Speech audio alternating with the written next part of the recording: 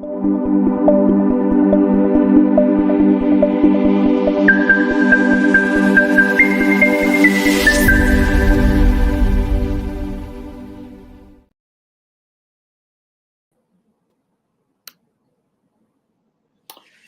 everybody. My name is Juan Carlos Brando. Thank you so much for having us today. And we're enjoying this show with the attorney Margaret W. Wong for today afternoon. And just want to remind everybody that Ms. Wong is going to be in the city of Columbus, Ohio tomorrow. Tomorrow is going to be the day that she is in the office in Columbus, one of the most beautiful cities in the United States and one of the best places to live in the United States, is in the top 5. So that I'm surprised that I've been there several times and I didn't know that it was a very awesome city, because literally when I go, I kind of go to the office and then just drive back to where I came from. So tomorrow, Columbus office, you can call, make your appointment with the attorney Margaret W. Wong. The phone number is 216-279-3984, 216-279-3984. Let's welcome the attorney Margaret W. Wong to the show today in her Facebook page. Good morning or good afternoon, Ms. Wong. How are you doing today?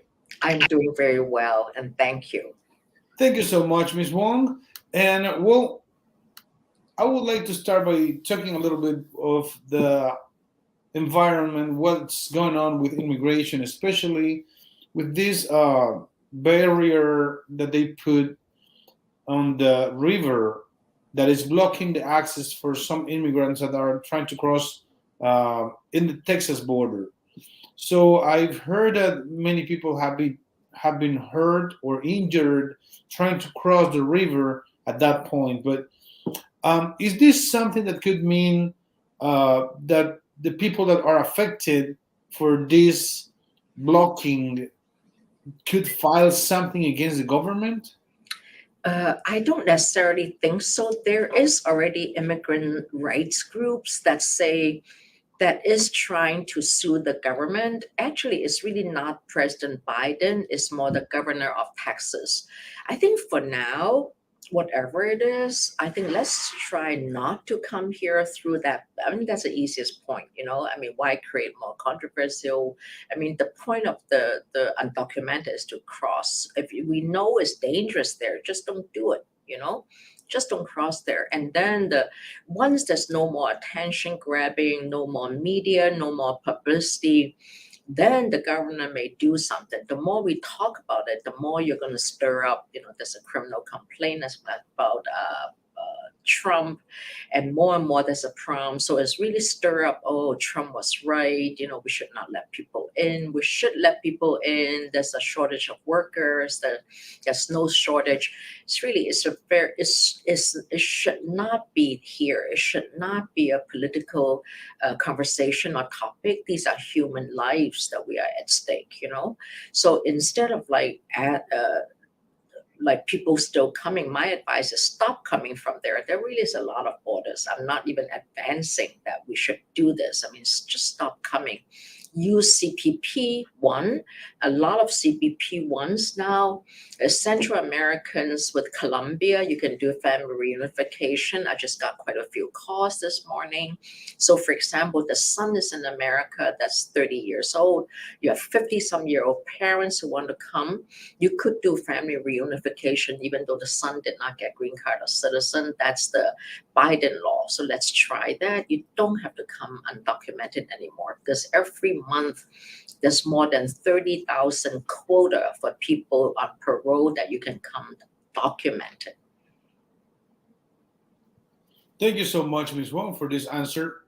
And yeah, of course, we want to talk about what's going on in the immigration field. So if you need information, if you need to talk to the attorneys, just call. The phone number is 216-279-3984, 216-279-3984. And don't forget that tomorrow Ms. Wong is going to be in the city of Columbus. So call now and make your appointment. The phone number 216-279-3984, 216-279-3984. Are you ready for today's questions, Ms. Wong? Yes, I am. Okay, let's get started. The first one is, Good afternoon. I am Venezuelan. I have legal residency in the United Kingdom. I have a 9-year-old son that was born in Spain. My nephew filed a parole for me and it was approved. My concern is I have 3 months to travel to the United States and need to take my son with me as his father, my husband, passed away out of a heart attack. So I don't have anybody to leave my son with.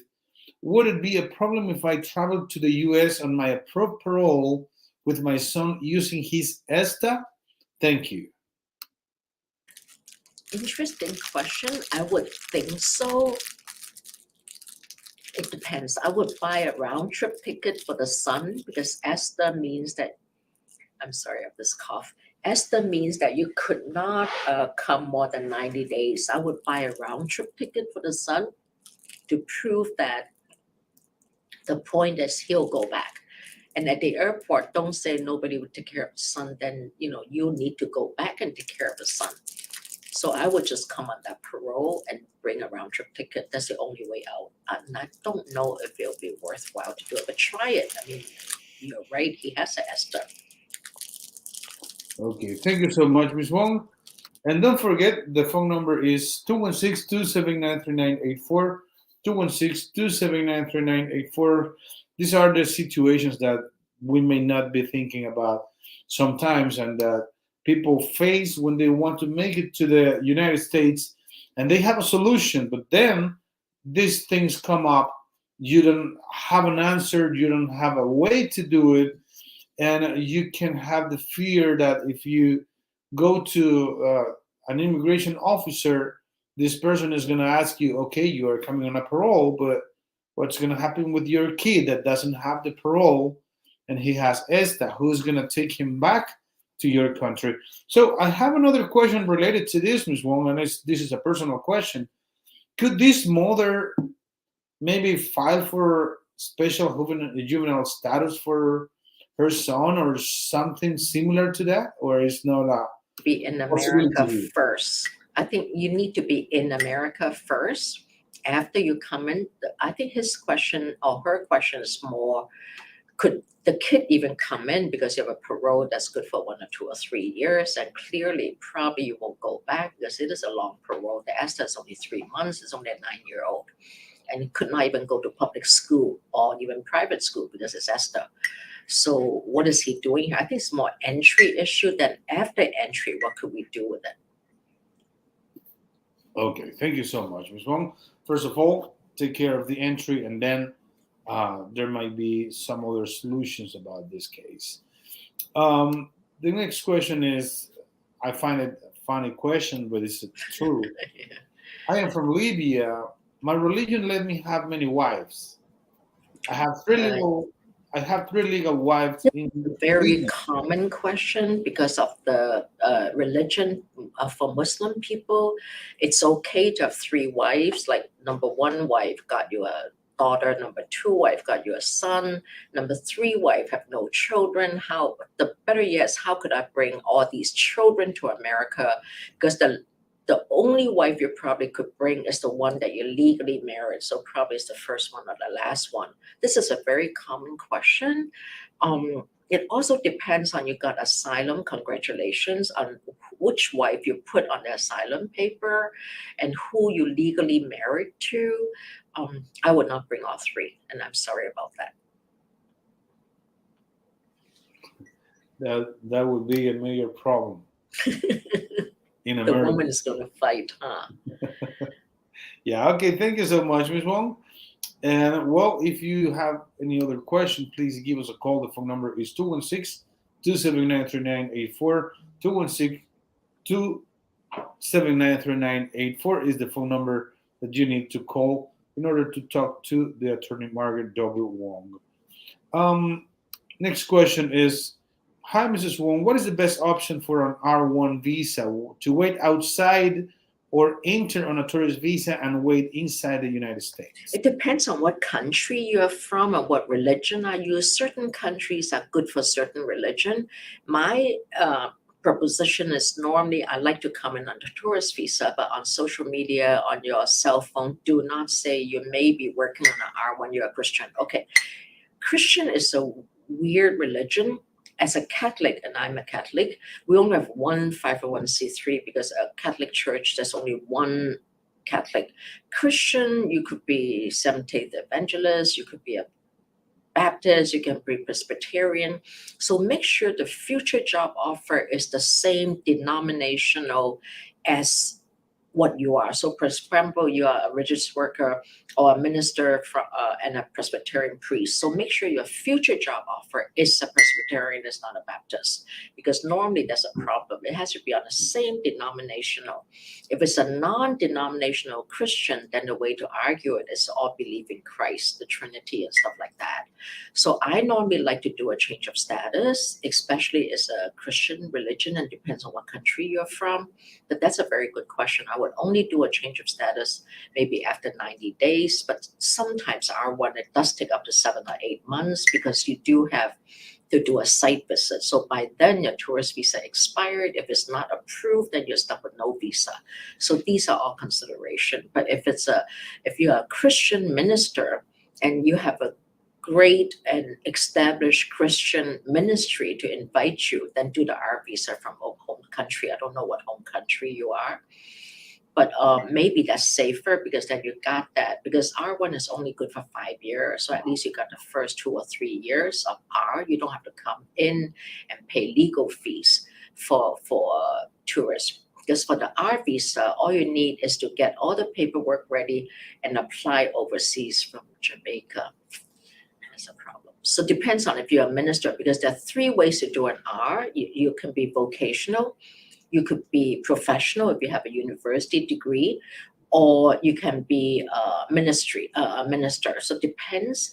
From Jamaica, I may want to come as a tourist and do a change of status. It's up to you. I mean, that's what I think about Jamaica. It's a tough, and depends on airport. African American church. Yeah, I know if it's an African American church, I know the music is something else. Yeah, our visa is tough, but it's at least Christian is a good African American church is a good church, because when you deal with Hare Krishnas, Buddhists, because Buddhist is more way for life and culture overseas, but Buddhist in America is treated as a religion. So there may be some problems here. Okay, thank you so much. Ms. Wong, if you have any other questions, please give us a call. The phone number is 216-279-3984, 216-279-3984. This next question is coming in Spanish, Ms. Wong. I'm going to read it in English. Noé, por favor, déjame saber si necesitas que te traduzca la respuesta de la abogada, y con mucho gusto lo voy a hacer. Vamos a hacer tu pregunta. So how long is it taking for the green card to come if I am married to an U.S. Citizen. Resident? Green card only, or Yeah. U.S. citizen? No, it's a green card only. Oh, it's only a green card. Green card in August and July of 2023. Check the if you don't mind, check the visa bulletin on U.S. Department of State or U.S. CIS website. Family 2A may still be open and may be closed. So check it, because you're a spouse of a green card holder only. So if you're overseas, it'll take about 1.5 or 2 years. But if you're in America, depends on, actually, I have it right here, Family 2A current. So if you come on as a tourist visa, you're married a green card holder, you're still in status, you can file 485, but the approval now is taking 5 years. Oops, because if you're from Mexico, is 16 years. If you're from other countries, is 2017. It's about 7 years. So if you're here, make sure you file change of status when you're still legal, because there's no grace. Within the 6 months, file it, and they'll take another 5 years for approval as of August of this month. This month is August, but maybe October it'll all open up. If it opens up, it'll take 6 months to 1.5 years. Thank you so much, Ms. Wong. I'm going to translate for this person that is asking the question. Bueno, Noé, nos dice la abogada que en este caso, como estás casado con una persona que solamente es residente de los Estados Unidos, no es ciudadana, entonces depende de dos cuestiones, dos situaciones. Si tú estás dentro de los Estados Unidos o estás fuera de los Estados Unidos. Aproximadamente está tardando entre 5 a 7 años lo que es el proceso para la I-485. Si todavía estás legal dentro de los Estados Unidos tras tu entrada, entonces estaría tardando aproximadamente unos 5 años, pero si no estás legal dentro de los Estados Unidos, entonces podría tardar hasta 7 años aproximadamente, porque van por la fecha del 2017. Entonces, eso sería más o menos el tiempo de espera. Hay varias recomendaciones, pero una de las recomendaciones podría... oh, okay. So, Ms. Wong, he's just correcting that she is citizen. Oh, okay. If you live in Ohio 6 to 9 months, sometimes with an interview, if you live in Atlanta or Nashville, I would say it's about 1.5 years. And I think let's keep it in English because this is an English show. But for now, you can translate. I just don't want our English listeners because they do look forward to this program at their time to ask questions. Yeah. Thank you so much, Ms. Wong. No problem. Thank you. Los miércoles tenemos el programa en español en la página en español de la abogada Margaret Wong, así que le invitamos siempre a conectarse en ese espacio para que no tengamos que traducir al español. Nos dice la abogada que en este caso si usted vive en Ohio, la espera sería de 6 a 9 meses, y si vive en otros estados como Georgia o Tennessee, podría ser la espera entre 1 año a año y medio. Muchísimas gracias por su pregunta. Okay, let's keep this in English, Ms. Wong.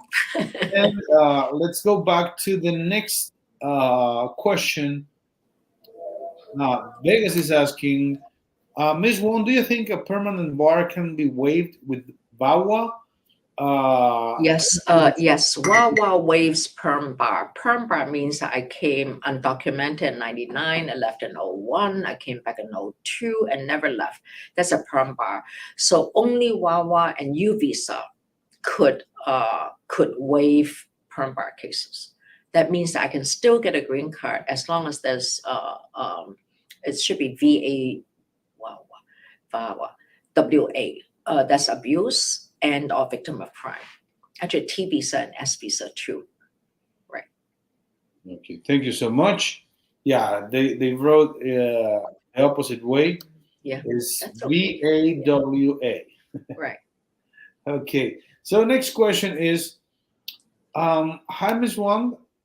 I am your former client. I have a question on how to file for multiple entry visas for my boyfriend who is here visiting from South Africa. Is there a different way to file? We are in a serious relationship and he's going to travel back and forth.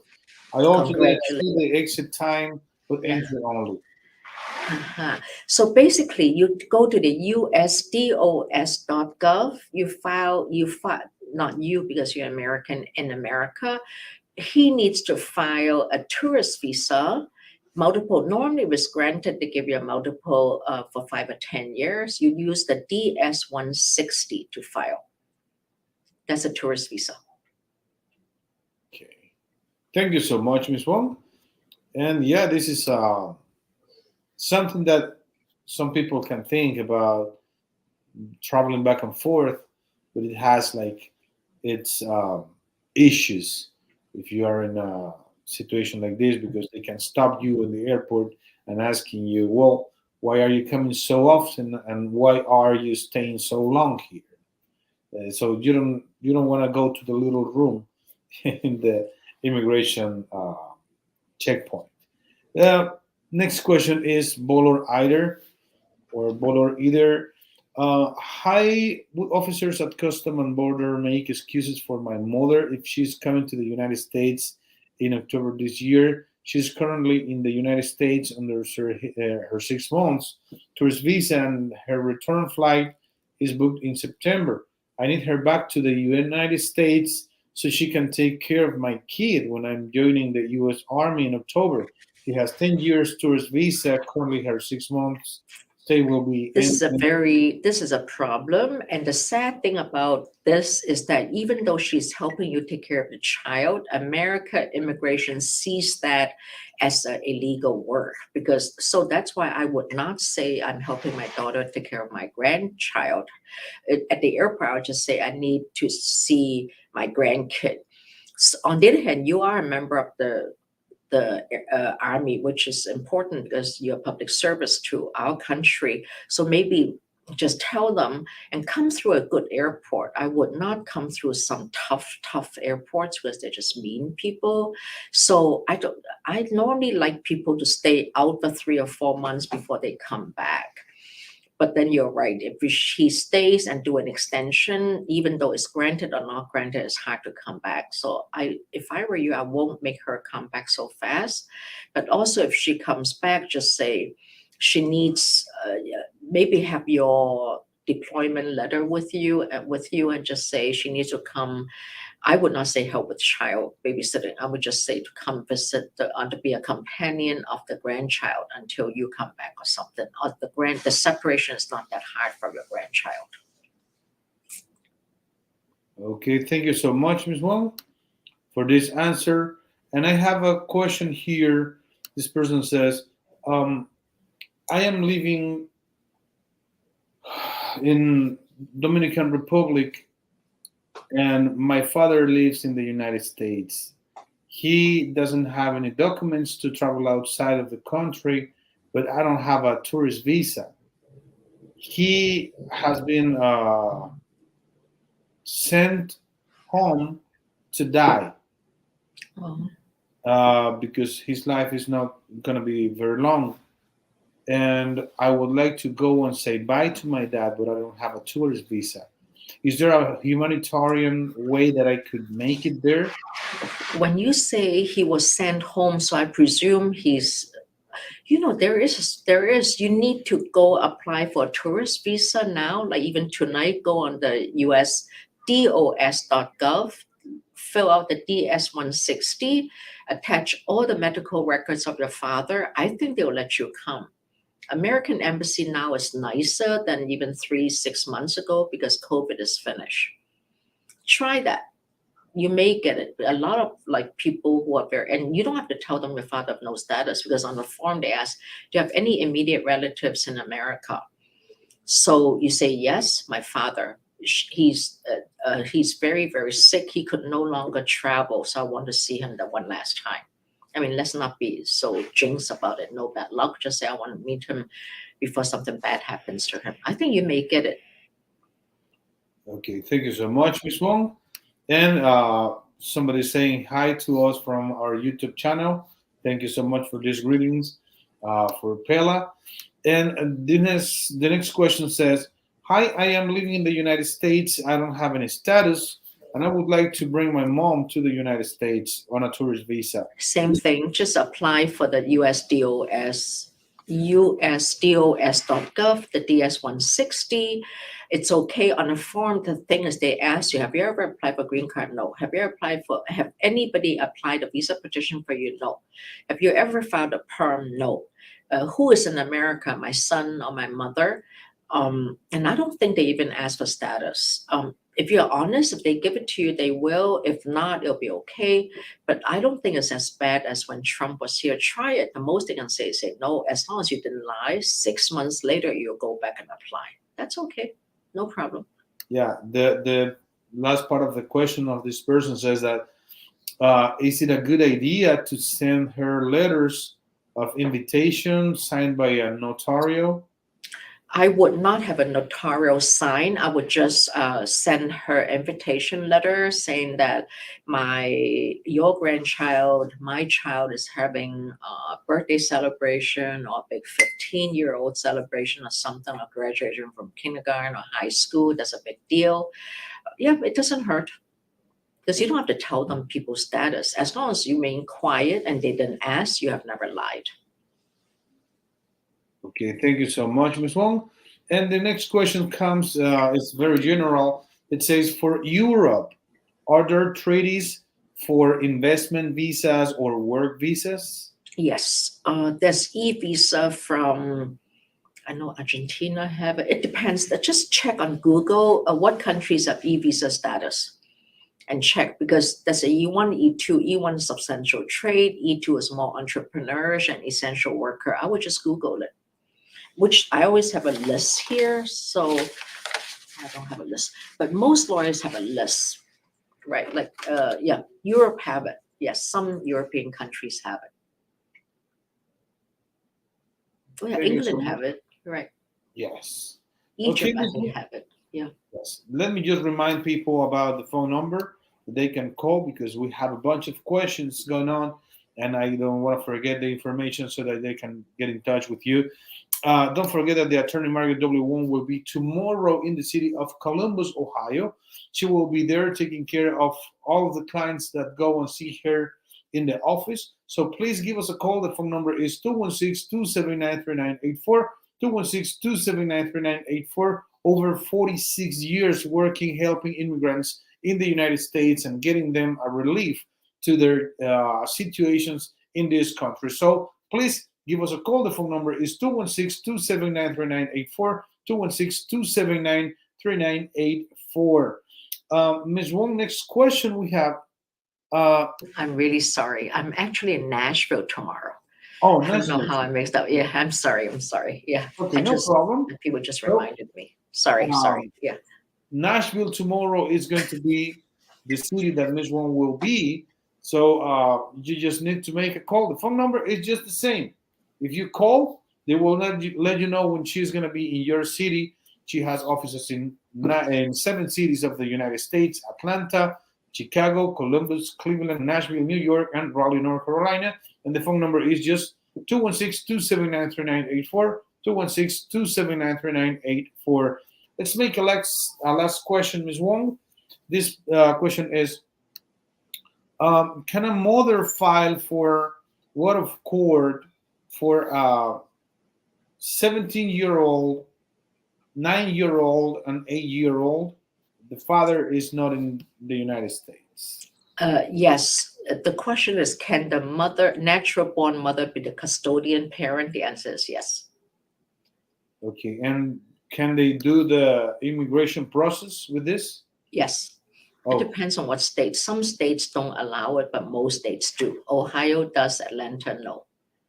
oh, okay. That's good to know. So it depends on where you are living right now, and if you're living in Ohio, just talk to Ms. Wong. She will help you out with your case.